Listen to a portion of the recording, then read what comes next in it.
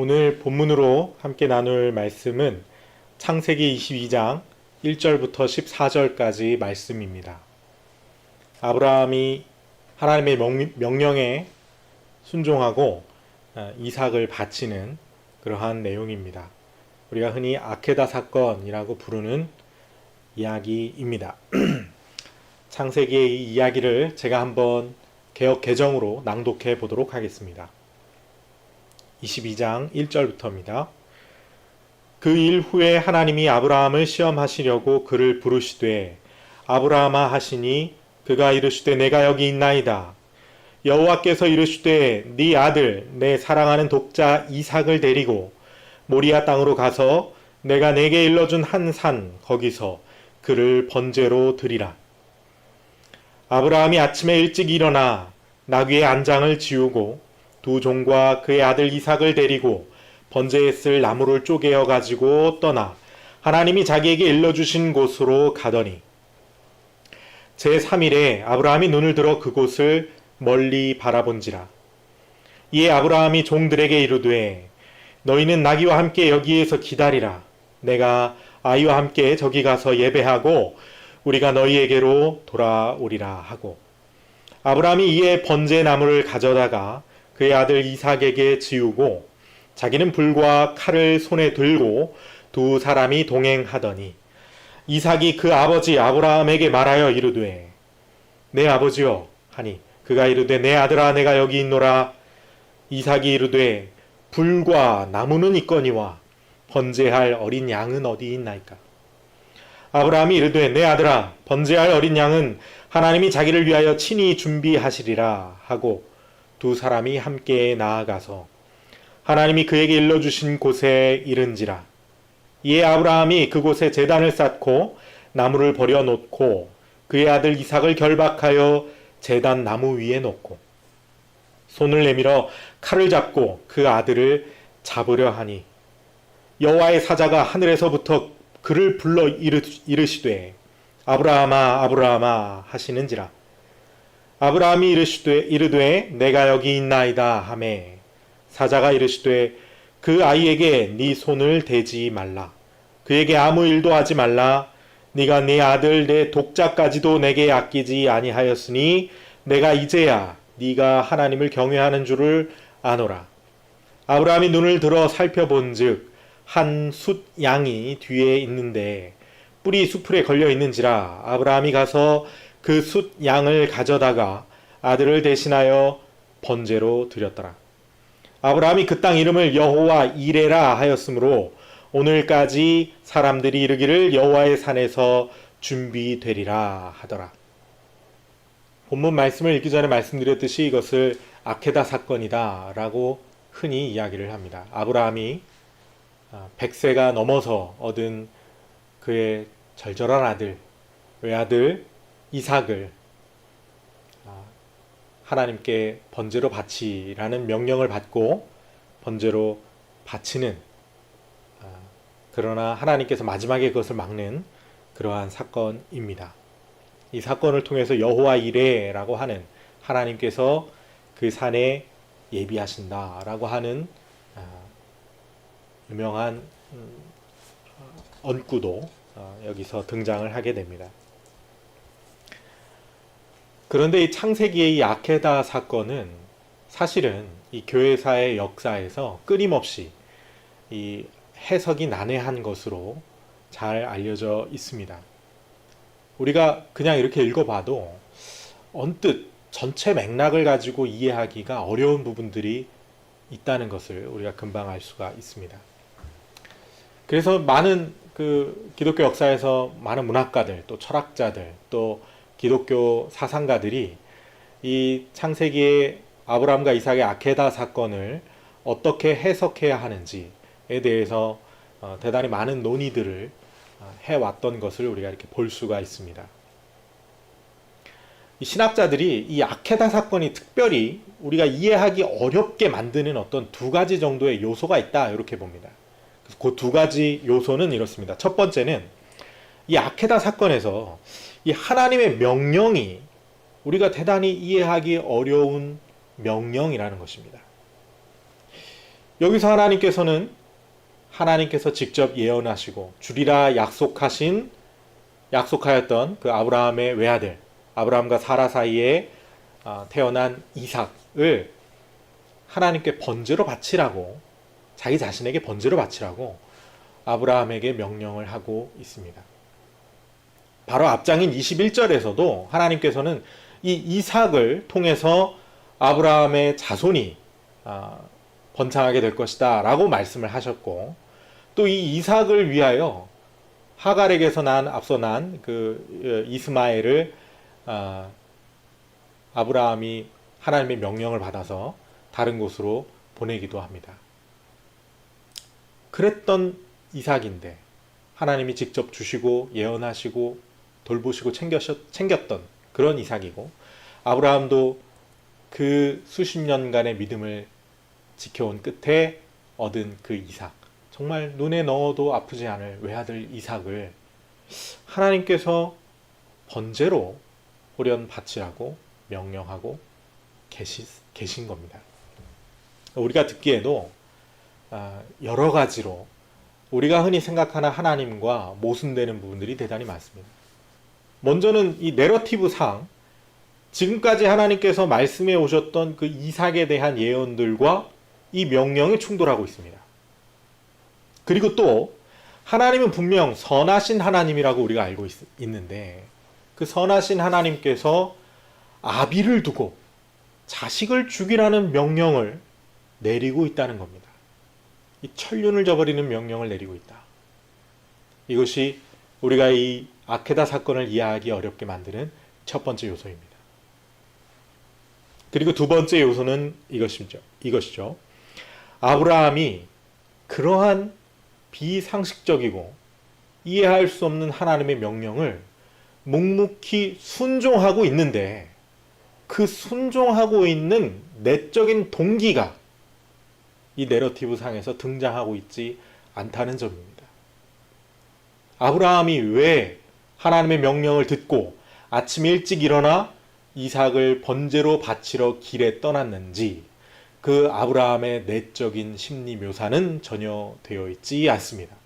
그리고 그것을 유추할 만한 행간의 어떠한 다른 이야기나 다른 대화도 삽입되어 있지 않습니다. 아브라함은 마치 기계적으로 하나님의 명령을 받자마자 아침 일찍 이삭을 번제로 바치러 길을 떠나게 됩니다. 이 두 가지 요소죠. 아케다 사건을 이해하기 어렵게 만드는 것입니다. 하나님께서 왜 이러한 어이없는 명령을 내리시는가? 이해할 수 없는 명령. 과연 이 명령이 선한 하나님으로부터 나온 명령인 것인가? 이해할 수 없습니다. 그리고 두 번째로, 아브라함은 도대체 왜 우리와 같은 의문을 품지 않고 묵묵히 하나님의 명령을 따르고 있는가? 아브라함은 감정이 없는가? 아들을 사랑하지 않았던 것인가? 이해할 수 없게 만듭니다. 이 두 가지 요소. 한번 이 내러티브에서 이 두 가지 우리가 이해하기 어려운 요소가 우리에게 던지고 있는 질문을 오늘 함께 살펴보도록 하겠습니다. 먼저는 이 하나님께서 도무지 이해할 수 없는 명령을 내리고 있다는 점입니다. 하나님이 아브라함에게 너의 독생자 네가 사랑하는 아들 이삭을 번제로 바치라는 명령은 창세기 전체의 하나님과 아브라함 사이의 내러티브 맥락 가운데서도 대단히 의문스러운 명령이 아닐 수 없습니다. 그리고 두 번째로, 하나님이 선하시다라고 하는 전제하에서 이 명령은 결코 선한 명령이 될 수 없다라고 보여지기 때문입니다.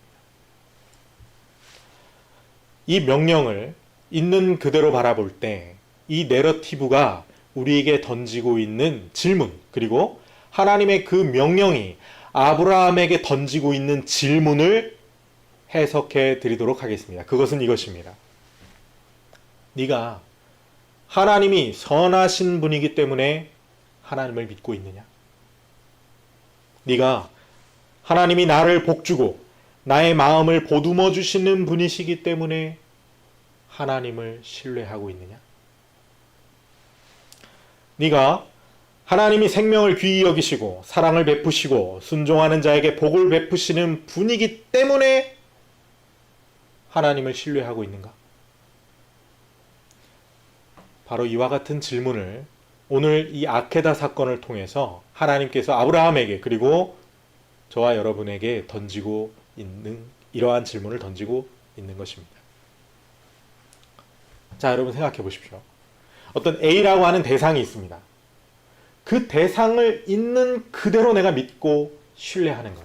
그냥 그 대상에 대한 신뢰, 그 대상을 믿는 것과 혹은 이 대상 자체를 신뢰하는 것이 아니라 이 대상의 어떤 기능, 이 대상으로부터 따라올 어떤 결과를 신뢰하는 것과 이 둘 사이의 차이점을 우리가 이 아케다 사건을 통해서 분명하게 여러분이 구분하실 수 있어야 합니다. 대상을 신뢰하는 것 혹은 그 대상의 결과, 그 대상의 기능을 신뢰하는 것, 이 두 가지의 명백한 차이점을 구분하는 것이 우리가 믿음으로 구원을 얻는 복음을 이해하는데 얼마나 필수적인지를 오늘 메시지를 통해서 함께 공감하고 실감할 수 있기를 간절히 소망합니다. 어떤 누군가가 어떻게 해줄 것이기 때문에 그를 신뢰한다. 그것은 그 사람과 신뢰관계에 있는 것이 아니라 그 사람으로부터 얻어질 어떤 결과물의 목적이 있는 것이죠. 예를 들어 이런 겁니다. 쉬운 예를 들면 제가 이 냉동식품을 편의점에서 구입을 해서 이걸 어디에 넣습니까? 전자레인지에 넣죠.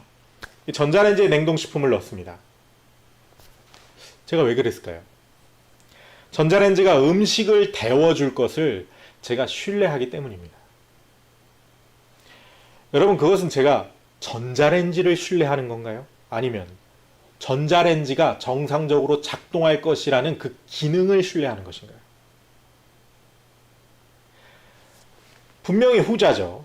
제가 전자레인지가 정상적으로 작동할 거라는 그 기능에 대한 신뢰를 가지고 전자레인지 안에 냉동식품을 넣는 것입니다. 여러분들 가만히 생각해 보십시오. 전자레인지를 신뢰하는 게 아니고 전자레인지가 정상적으로 작동할 거야 를 신뢰하는 겁니다. 그러면 그 말은 이 전자레인지가 정상적으로 작동할 거야 라는 저의 생각을 신뢰하는 겁니다. 잘 생각해 보시기 바랍니다. 예를 들어 어떤 사람이 오랫동안 자기의 재정을 맡겼던 이 펀드 매니저한테 그 사람의 또 목돈을 맡겼습니다.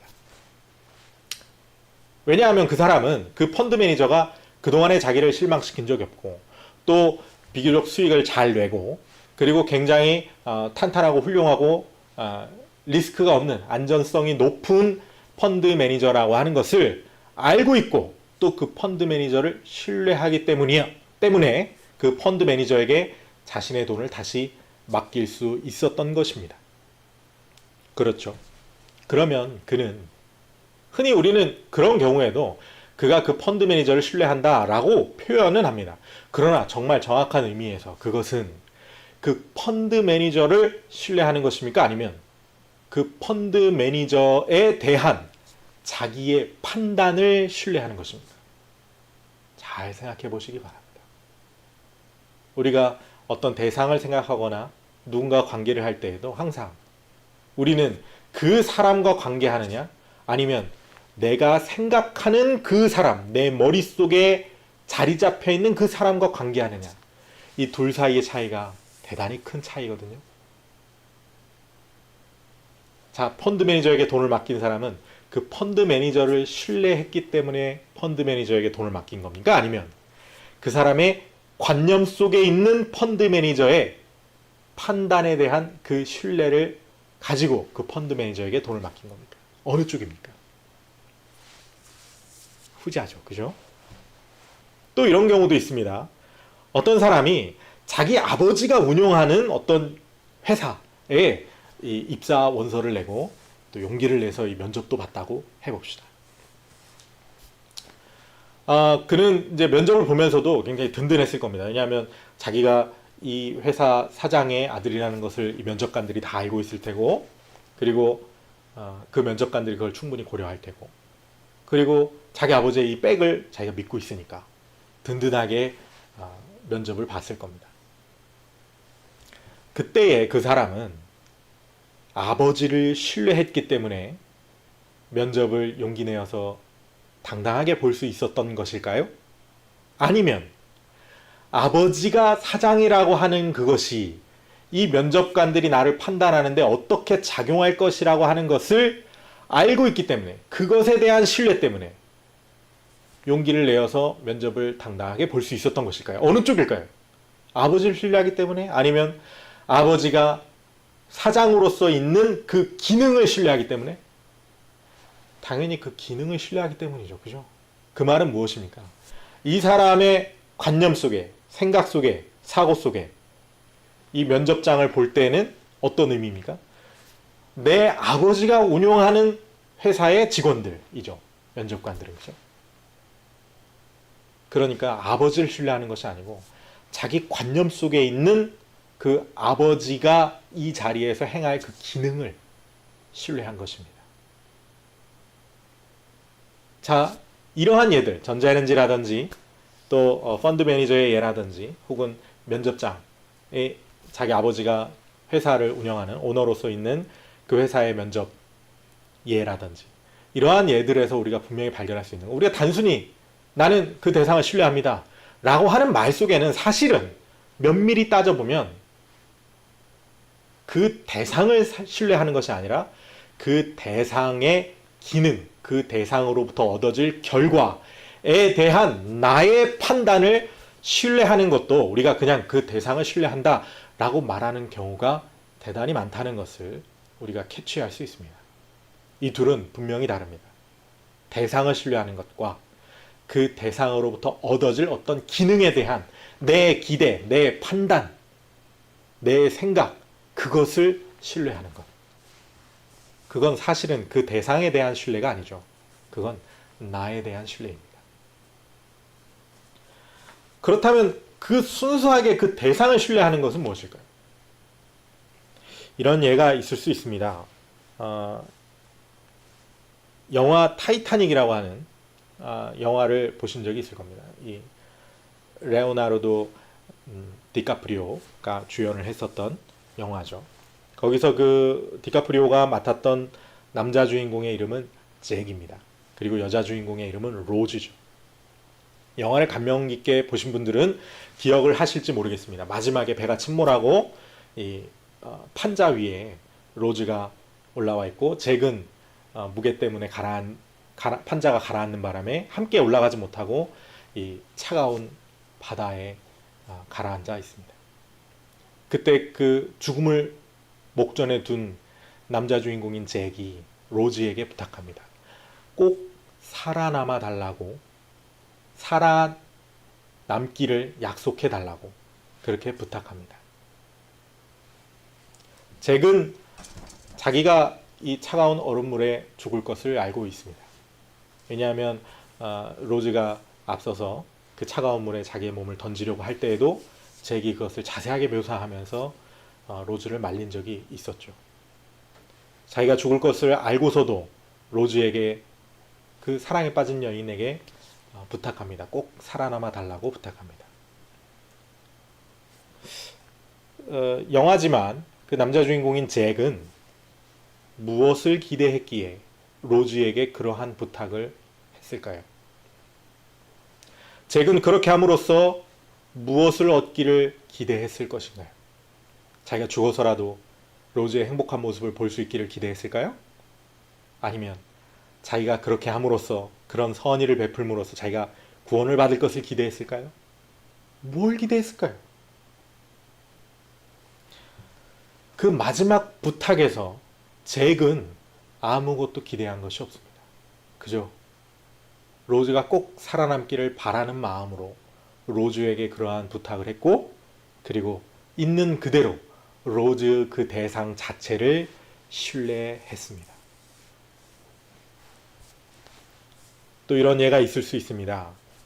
저도 요즘 어린 아이를 키우고 있는데 이 어린 아이를 키우는 부모는 하루 종일 고생해서라도 이 아이에게 시간을 쏟고 애정을 쏟습니다. 왜 그렇게 할까요? 이 아이가 나중에 커서 나에게 효도를 하고 나의 노후를 보장해 주겠지라고 하는 기대감 때문에 아이에게 그렇게 사랑을 베풀고 있을까요? 혹은 내가 낳았다는 그 책임감, 어쨌든 내가 낳았으니 내가 책임져야지 라고 하는 그 책임감 때문에 아이에게 헌신하고 사랑을 쏟습니까? 부모가 어린 자식을 돌보면서 어린 자식의 사소한 요구를 들어주는 것은 자신의 자식이 나에게 해줄 무언가를 기대하기 때문에 그렇게 하는 것일까요? 아니면 그 자식을 있는 그대로 사랑하고 또 신뢰하기 때문에 그 어린 자식의 부탁을 들어주고 사소한 요구들을 들어주는 것일까요?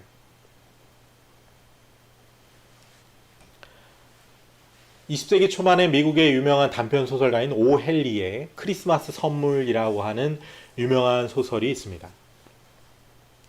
거기에서는 가난한 두 부부의 이야기가 나옵니다. 비록 두 부부가 매우 가난하지만 두 부부는 매우 서로를 사랑했고 오랜 세월 함께 인생을 살아왔습니다.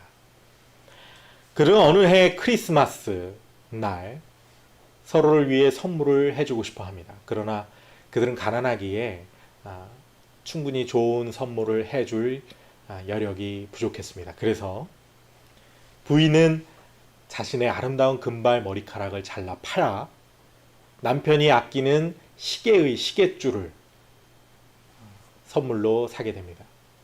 그리고 남편은 아내의 예쁜 금발 머리를 위해서 머리빗을 자기의 시계를 팔아 선물해 주게 됩니다.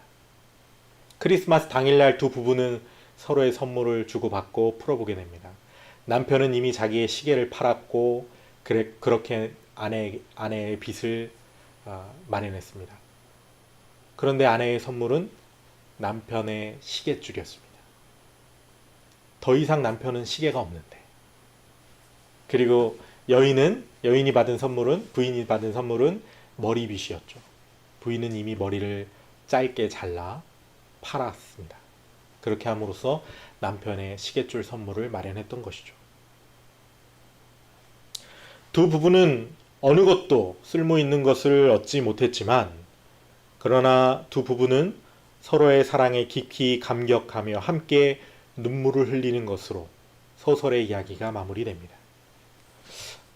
여러분 가만히 생각해 보십시오. 소설 속에서 두 부부는 서로가 자신의 소중한 것을 팔아 선물함으로써 무엇을 얻었습니까? 아무것도 얻은 게 없습니다. 혹은 그들이 무엇을 얻을 것을 기대하고 선물을 했을까요? 내가 이 선물을 해서 아내의 사랑을 더 받아야지, 남편의 사랑을 더 받아야지 라고 기대했을까요? 과연 그런 걸 기대했을까요? 여러분 생각해 보시기 바랍니다. 자신의 선물을 받고 배우자가 기뻐할 것을 기대하고 그 기뻐하는 모습을 보기 위해서 선물했을까요? 그 기뻐하지 않으면 대단히 실망했을 텐데 그러면. 왜냐면 서로 해준 선물이 서로에게 쓸모 없어진 선물이지 않습니까? 기뻐하는 모습을 볼 수 없었지만 그렇다면 애초에 그 선물을 했던 것이 기뻐하는 모습을 보기 위해 선물했다고 한다면 대단히 실망했을 텐데 두 부부는 실망하지 않았거든요. 두 부부는 사실 그저 상대방에 대한 신뢰와 사랑으로 서로에게 선물을 한 것뿐입니다. 그 두 부부가 자신의 소중한 것을 팔아 선물을 준비할 때에는 아무것도 기대하거나 바란 것이 없습니다. 다만 순전히 그 배우자에 대한 신뢰만을 가지고 그렇게 행동했을 뿐입니다. 거기에는 아무런 이유도 없고 목적도 없었습니다. 그냥 선물을 한 거죠. 왜? 그냥 내가 그렇게 하고 싶으니까. 그 부부를 사랑하니까. 나의 배우자를 사랑하니까. 나의 배우자를 있는 그대로 신뢰하니까. 그 대상 그 자체에 대한 신뢰. 거기에는 아무런 이유나 목적도 없습니다. 이쯤에서 눈치채셨을지 모르겠습니다.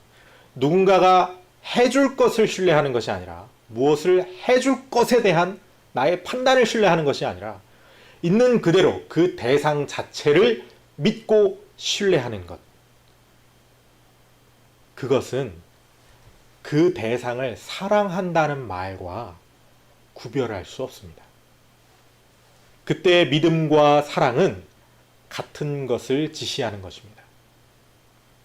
그러니까 우리가 흔히 나는 누군가를 신뢰한다, 나는 무엇을 신뢰한다 라고 말할 때 그 신뢰가 그 대상에 대한 나의 판단과 나의 관념을 신뢰하는 것이 아니라 있는 그대로 거기에 있는 그 대상을 신뢰한다 라는 의미로, 그 순전한 의미의 믿음으로 사용될 때 그것은 사랑과 다르지 않습니다.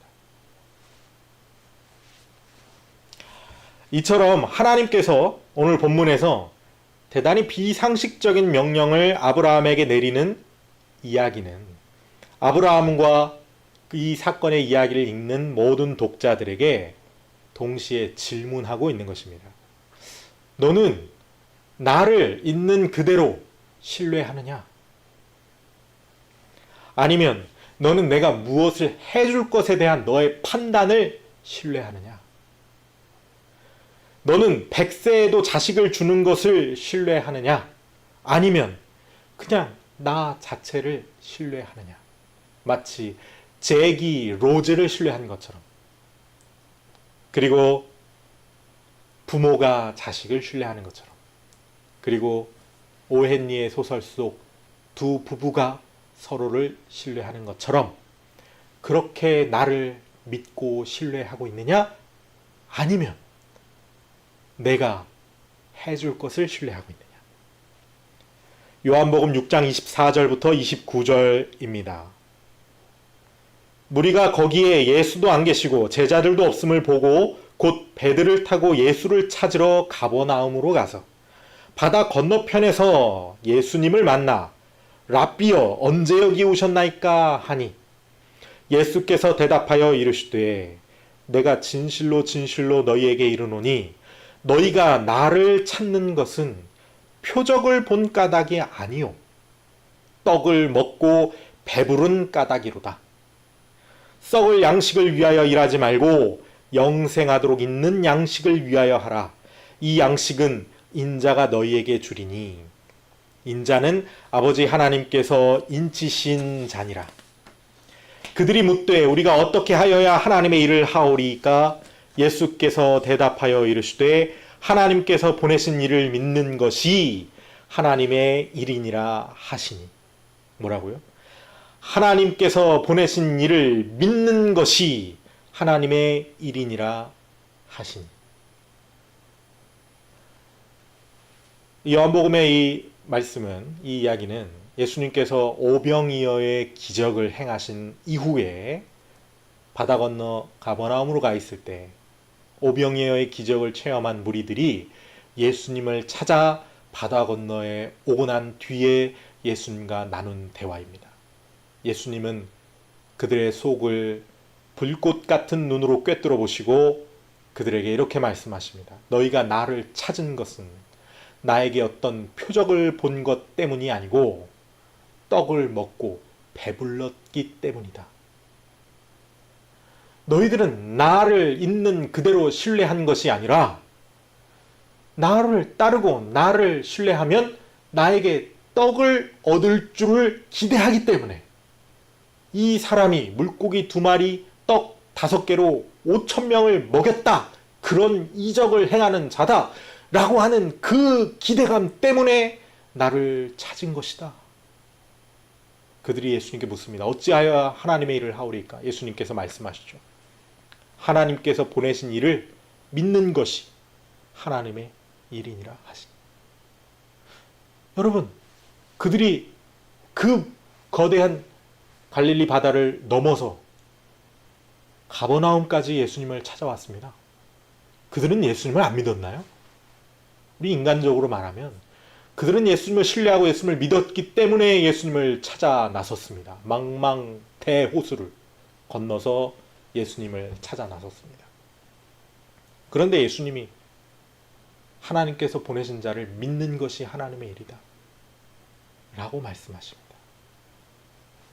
여러분, 이제 이 말씀이 이해가 되시죠? 그들은 예수님을 신뢰한 것이 아니라 예수님이 해주실 것에 대한 자신들의 판단을 신뢰한 것입니다. 저런 이적을 행하는 저분은 분명히 우리를 해방시킬 메시아일 것이다 라고 하는 자기의 판단을 신뢰한 것이죠. 예수님께서 우리에게 이 아케다 사건을 통해서도 동일하게 물어보십니다. 너는 네 가족, 즉 부모나 너의 자식, 그들이 건강하고 복을 누리고 장수할 것을 기대하고 신뢰하기 때문에 교회에 나오고 예배드리고 헌금하고 하나님을 믿고 눈물로 기도하느냐? 너희가 그렇게 하면 너희의 가족이 복을 받을 것을 기대하기 때문에 그렇게 하느냐? 마태복음 10장 34절부터입니다. 내가 세상에 화평을 주러 온 줄로 생각하지 말라. 화평이 아니오 검을 주러 왔노라.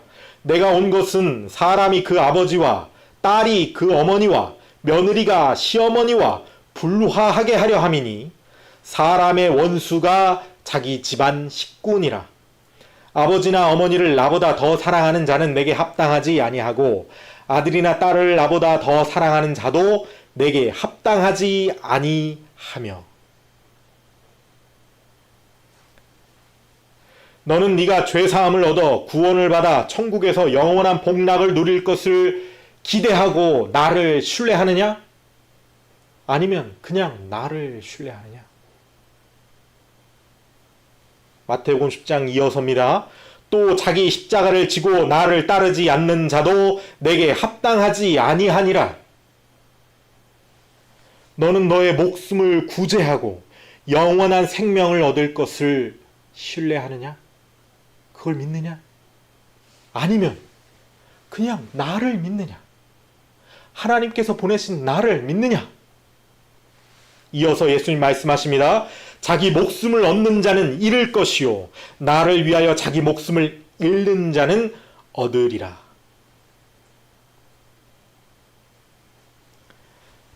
바로 이러한 질문을 창세기 22장 아케다 사건의 이야기를 통해서 동일하게 하나님께서 아브라함에게 그리고 우리에게 던지고 계십니다.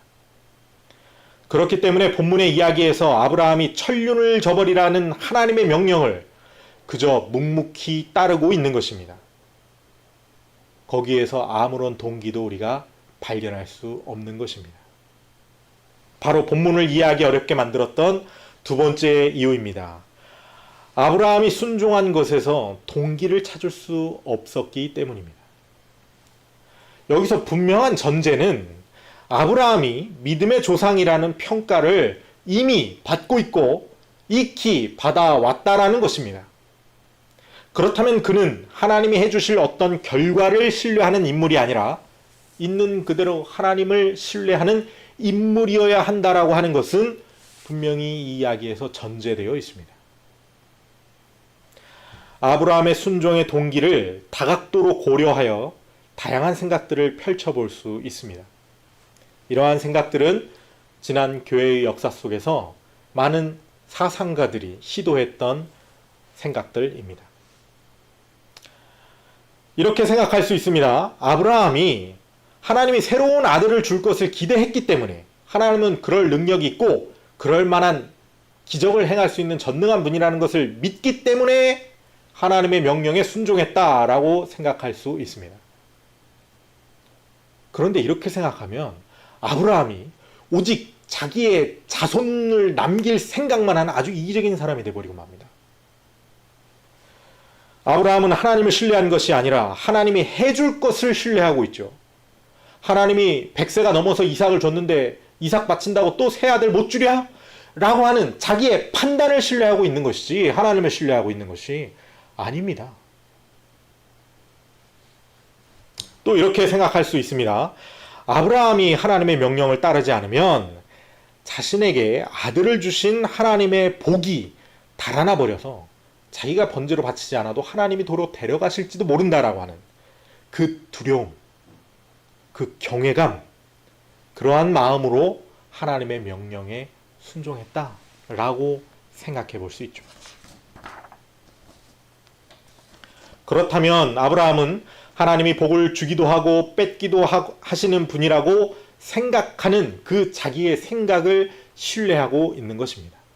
여전히 그는 하나님을 신뢰하거나 하나님을 사랑하는 것과는 거리가 먼 상태이죠. 그는 결코 믿음의 조상이 될 수 없습니다. 그렇게 생각한다면. 또 이렇게 생각해 볼 수 있습니다. 아브라함이 선하신 하나님이 설마 정말로 자기 아들을 죽이라고 명령하시는 것인가? 그냥 이것은 단순히 테스트일 거야. 분명히 하나님은 막판에 나를 막으실 거야. 라고 하나님의 그 의중을 꿰뚫어 보고 그러한 의중대로 하나님의 테스트에 성실히 임하기 위해서 하나님의 명령에 순복하고 따랐다라고 생각해 볼 수 있죠. 그렇다면 그는 선하신 하나님에 대한 자신의 관념과 그에 따른 자신의 예상을 신뢰한 것이지 이때에도 거기에 계신 하나님 그분 자체를 신뢰한 것이 아닙니다. 그는 여전히 하나님께서 해주실 것에 대한 신뢰를 하는 것이지 하나님을 신뢰하는 것이 아닌 게 되어버리죠. 계속해서 이렇게 생각할 수도 있죠. 그는 자신의 아들도 아끼지 않고 하나님의 명령에 복종해야 한다는 그의 굳건한 신앙관, 그것을 보이고 관철시키기 위하여 하나님의 명령에 그저 순순히 복종하고 있는 것이다. 그의 신앙심 때문에 내가 그동안 하나님 어겨가지고 얼마나 손해를 받는가. 이번에는 내가 하나님을 무조건적으로 신뢰하리라. 그래서 하나님을 신뢰하고 있는가. 여러분 이렇게 생각할 경우에 아브라함은 하나님을 신뢰해서 그의 명령을 따른 것이 아닌 게 되어버립니다. 그는 스스로의 내적인 만족과 하나님 앞에서 인정받으려고 하는 마음 때문에 복종한 것이 됩니다. 그는 그렇게 함으로써 무엇을 얻고자 했었던 것일까요? 하나님의 인정, 더 높은 지위, 자기의 인생에서 더는 손해보지 않으리라는 기대감, 아니면 자기 자신이 하나님께 이 정도로 복종하는 존재입니다 라고 생각되는 그 우월감, 그 고향감, 무엇이든지 간에 그렇게 생각하면 아브라함은 하나님을 신뢰한 것이 아닙니다. 아브라함은 그 자신과 그 자신의 행위의 결과를 신뢰한 인물이 되어버리고 맙니다. 그의 신앙심 때문에 바친 거라면 여러분 자기 자신에게 적용해 보시기 바랍니다. 그렇다면 이렇게도 생각해 볼 수 있죠. 아브라함은 이삭 외에도 자신이 책임지고 있는 아내와 많은 식솔들과 종들이 있습니다. 만약 내가 이번에도 하나님의 명령을 순복하지 않는다면 이전에 아비멜렉 사건에서 사라가 고생하였듯이 또다시 내가 책임지고 있는 많은 식솔들이 또 어떤 고생을 할지 모르기 때문에 비록 내가 내 피와 살만큼 아끼는 내 외아들이지만은 그럼에도 불구하고 내가 이 아들을 하나님께 순전히 바쳐야 되겠다 라고 생각하고 결단한 것인가? 여러분 이렇게 생각한다면 아브라함은 인간의 영웅이죠. 그의 식솔들에게 영웅으로 칭송받아야 될 인물이 되어버리고 맙니다. 여기서 하나님이 높아지는 것인가요? 아브라함이 높아지는 것인가요? 자신이 사랑하는 독자임에도 불구하고 많은 다른 식솔들을 위하여 그 아들을 번제로 바치고자 하는 것. 그는 하나님을 신뢰한 것이 아니라 그가 책임지고 있는 다른 식솔들을 사랑한 것입니다. 하나님을 사랑한 것이 아니고. 그에게 하나님은 불가피한 절대자일 뿐이고 그가 복종하는 것은 하나님을 신뢰해서가 아니라 하나님의 명령이 그에게 어쩔 수 없는 다른 방도가 없는 절대적인 명령이기 때문에 순복한 것이 되어버리고 맙니다. 아브라함이 하나님을 믿은 게 아닌 게 되어버립니다. 여러분 이렇게 다양한 생각들을 아무리 펼쳐도 다 맞지 않습니다. 아브라함이 믿음의 조상이라고 말할 수가 없습니다. 하나님이 왜 아브라함의 이런 간사한 마음을 눈치채지 못하고 그를 믿음의 조상이라고 칭송하고 그에게 많은 복을 내리라 약속하셨는지 도저히 맥락상 맞지가 않습니다. 그렇다면 아브라함은 왜 하나님의 그 이해할 수 없는 명령에 순전히 복종하고 있는가? 아브라함을 복종하게 한 그 동기는 무엇인가? 아브라함은 대체 무엇을 기대하였는가? 아브라함은 무엇을 지키고자 했는가? 아브라함은 그 자신의 신앙의 고집을 부려내려고 했는가? 아브라함에게 하나님은 두렵고 절대적이고 거역할 수조차 없는 분으로 너무 경외하였기 때문인가? 과연 그런가? 그렇다면 아브라함은 자신의 두려움 때문에 복종한 것이지 하나님을 신뢰했기 때문에 복종한 것이 아니죠. 아브라함의 신뢰는 하나님이 틀림없이 복종하지 않으면 벌을 내리실 것이라는 그 확신 때문에 복종한 것인가? 그 경우에도 똑같죠. 아브라함의 신뢰는 하나님에 대한 신뢰가 아니라 하나님이 반드시 순종하지 않는 자에게 벌을 내리실 것이라고 하는 자기의 판단을 신뢰한 것이죠. 즉 자기 자신이 생각하는 하나님에 대한 판단과 자기 자신의 예측에 대한 신뢰로 복종했다라고 밖에 보여지지 않는 것입니다. 이 모든 생각들, 아브라함에게 어떤 내적인 동기가 있고 목적이 있고 이유가 있고 그가 순종한 어떤 신앙심이나 두려움이나 경외심이나 어떤 다른 무엇이 있다? 그렇게 볼 수가 없습니다. 아브라함은 대체 왜 하나님이 자신이 준 자식을 바치라는 그 이상한 명령에 순순히 복종하였는가? 오늘 창세기 본문에는 그에 대한 아무런 언급도 되어 있지 않습니다. 왜냐? 거기에는 이유가 없었기 때문입니다. 아무런 이유가 없습니다. 영화 타이타닉 속 잭은 왜 자신이 죽으면서까지 로즈를 살리려고 했나요?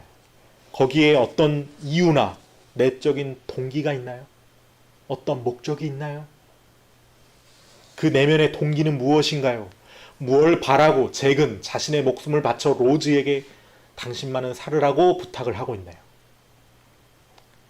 아니요, 거기에는 이유가 없습니다. 부모가 어린 자식을 하루 종일 돌봅니다. 자기의 시간도 없고 자기의 먹을 것을 제대로 챙겨 먹지도 못합니다. 그러나 울고 보채고 놀아달라고 징징대는 아이를 하루 종일 돌봅니다. 왜 그런가요? 왜 부모들은 그렇게 하나요? 왜 하나같이 부모들은 그렇게 하나요?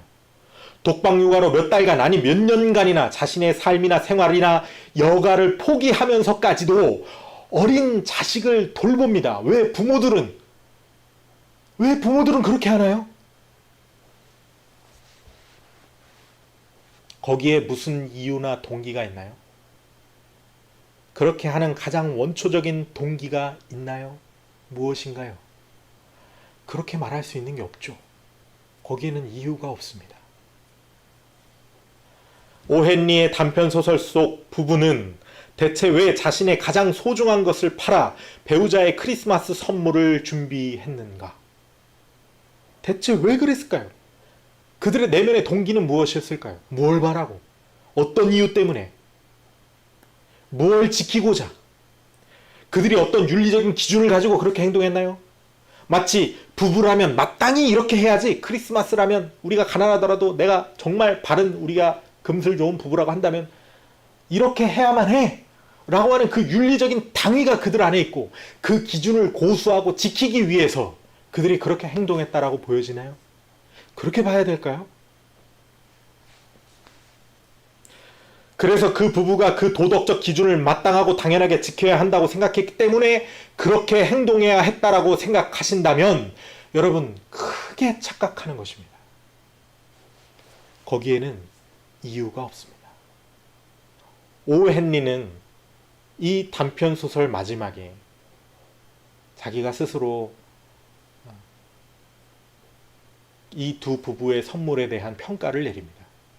이 두 부부의 이 선물은 마치 동방박사가 자신들이 가진 모든 것으로 어린 예수 그리스도께 선물을 바친 것과 동급의 동등한 정도의 선물이었다 라고 오 헨리가 자신의 단편소설집 뒤에 덧붙이고 있습니다.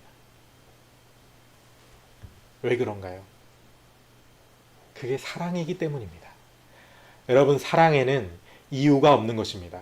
사랑에는 목적이 없습니다. 사랑에는 동기가 없습니다. 그런 건 없습니다. 아브라함이 하나님의 명령을 따른 것에도 이유가 없습니다. 그래야만 그가 믿음의 조상이 될 수 있습니다. 아브라함에게 당신 왜 그랬습니까? 라고 사라가 만약에 따져 물었다고 해봅시다. 그러면 아브라함이 사라에게 뭐라고 대답했을까요? 아브라함은 이런 방구 해줄 말이 없습니다. 유구무원일 겁니다. 내가 해줄 말이 없다. 내가 왜 그랬는지 당신에게 해줄 말이 없다. 그저 하나님이 그렇게 말씀하시기에 내가 그렇게 했다 라고 말할 뿐 달리 뭐라 해줄 말이 없습니다. 진정한 사랑을 해보지 않은 사람은 그래서 상대방에게 기대되는 것을 신뢰하는 것이 아니라 그저 상대방을 있는 그대로 신뢰한다라고 하는 것이 어떤 의미인지를 알지 못하는 사람은 이 아브라함의 행위를 결단코 이해할 수 없습니다. 아케다 사건의 이야기가 말하고 있는 바를 절대로 이해할 수 없습니다. 이 이야기는 인과적으로 연결되어 있지 않습니다. 맥락이 통일되고 있지도 않습니다. 어떤 하나의 주제가 이야기 전체에서 제시되고 있지도 않습니다. 그런데 우리가 오늘 본문을 살펴보면서 알고 보니 사실은 그럴 수밖에 없었던 것입니다. 아케다 사건의 이야기는 그럴 수밖에 없습니다. 왜냐하면 이 이야기는 어떤 대상을 향한 기대가 아니라 그 대상에 대한 순전한 신뢰, 순전한 믿음, 그것을 보여주고자 기록된 이야기이기 때문입니다. 그래서 이 이야기의 아브라함의 행위, 하나님의 명령에는 아무런 원인도, 동기도, 목적도 없는 행동이 등장합니다. 또 아무런 원인도, 동기도, 목적도 없어야 따를 수 있는 명령이 등장합니다. 그래서 이 이야기는 맥락도 없고 사상도 없습니다. 오직 사랑에는 아무런 이유가 없다라고 하는, 그래서 상대를 향한 순수한 믿음과 사랑은 구별 지을 수가 없다라고 하는 그 지극한 진리를 전달하고 있기 때문입니다. 여러분, 이것이 오직 믿음으로 말미암아 구원을 얻는다라는 복음에서 요구하는 바로 그 믿음입니다. 하나님이 보내신 자를 믿는 것, 그것이 오직 하나님의 일이다. 예수님께서 말씀하셨습니다. 여러분, 여전히 그래, 내가 이 불 속에 들어가도 하나님이 나를 구해 주실 거야. 왜? 내가 믿음으로 이렇게 했는데, 내가 믿음으로 불 속에 뛰어들었는데 하나님께서 반드시 나를 구해 주실 거야 라고 하는 그 기대감으로 하나님을 신뢰하고 계십니까? 여러분의 인생에서?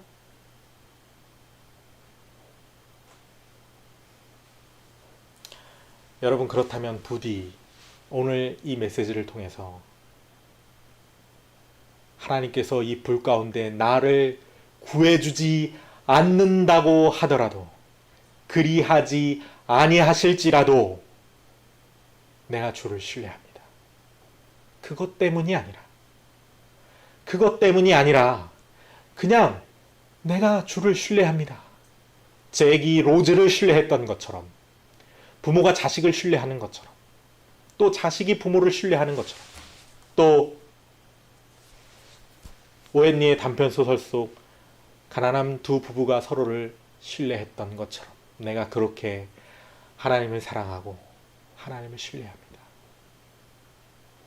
라는 고백이 우리에게 있기를 간절히 소망합니다. 예수님께서 우리를 위하여 죽으셨습니다. 그 이야기를 들을 때 나의 마음 가운데 예수 그리스도에 대한 그 사랑의 감격이 깊이 있게 올라올 때, 그것은 거기에는 아무런 이유도 없고, 그래, 그런 예수님, 나를 위해 그렇게 피 흘리신 예수님, 내가 그분께 뭘 바래서가 아니라 그냥 그분의 사랑에 깊이 감복하여 그분을 사랑하게 되는 것, 그것이 바로 복음이 말하는 믿음이고 사랑과 구분할 수 없는 순수한 믿음, 바로 그것입니다. 함께 기도하고 메시지 마치도록 하겠습니다. 하나님, 우리가 우리 마음 가운데 너무 많은 판단으로 하나님을 생각하고 있었다는 것을 이 시간 발견하고자 합니다. 또 발견했기를 바랍니다. 메시지를 듣고 난 이후에도 우리의 마음 가운데 하나님, 우리가 하나님을 어떻게 생각해 왔는지, 우리가 믿은 것은 내 관념 속의 하나님인지, 십자가에 못 박히신 그 주님인지 우리가 돌아보게 하여 주시옵소서. 성령 하나님, 돌아보게 하여 주시옵소서. 그리하여 지금 거기에 계신 하나님, 골고다 언덕 위에 나를 위하여 피를 흘리시는, 아무것도 바람 없이, 아무런 목적도 아무런 이유도 없이 그저 나를 신뢰하기 때문에 거기에 매달려 계신 그 주님을 보고 우리가 주님을 향한 그 신뢰, 그 사랑 가운데 들어갈 수 있도록 성령 하나님, 우리를 인도하여 주시옵소서. 감사드리며 예수님의 이름으로 기도드렸습니다. 아멘.